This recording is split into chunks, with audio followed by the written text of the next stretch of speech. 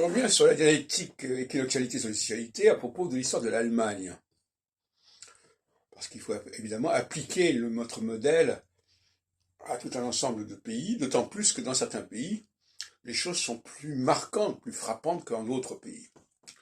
L'Allemagne, par exemple, est intéressante à ce sujet. En 1919 est constituée la République de Weimar. La République de Weimar se constitue au moment même du passage de Saturne sur l'axe Vierge-Poisson, qui est l'axe équinoxial. C'est-à-dire que c'est une renaissance, quelque chose de nouveau qui réapparaît après la fin de l'Empire allemand, la chute du Kaiser. Et en revanche, effectivement, avant cette date-là, on a une désagrégation qui est comparable à celle de 1989, 70 ans plus tard. Et 70 ans plus tard, c'est 7 fois 10, ou 10 fois 7, donc c'est une situation tout à fait comparable, puisque dès qu'on multiplie 7 par un chiffre pair, on retrouve la même situation. Donc, on avait une période de solstitialité en 1917, 17, 18, 19, aussi bien en Allemagne qu'en Autriche, etc., et même en Russie, une désagrégation, un démantèlement d'empires, ces trois empires, et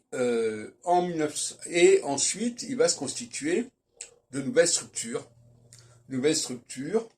qui vont être celles de la République de Weimar, mais qui vont être aussi, donc globalement, celles de la création de l'URSS,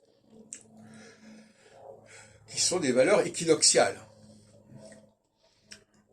Mais à partir de 1926-27,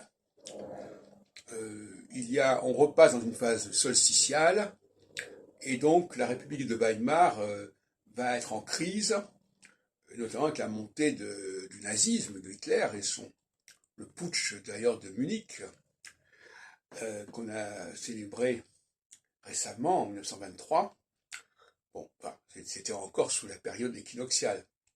Et je voudrais terminer en disant que, de toute façon, quand on parle de spoliation, c'est une notion qui est un petit peu ambivalente. Parce que l'équinoxialité est une forme aussi de spoliation. Et la socialité, justement, trouve sa légitimité dans la réaction à l'équinoxialité. Donc, de toute façon, toute position, quelle qu'elle soit, trouve sa légitimité dans les abus de la phase précédente.